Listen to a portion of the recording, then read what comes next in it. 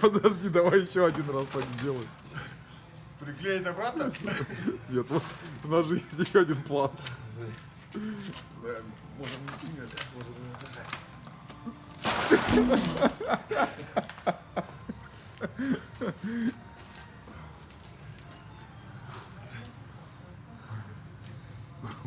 Коробка передач нашлась.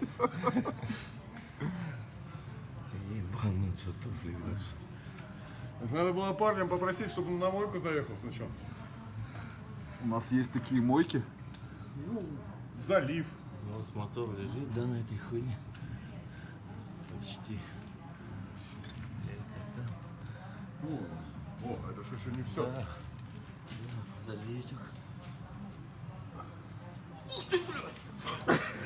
Он сначала внесем. Це не сало.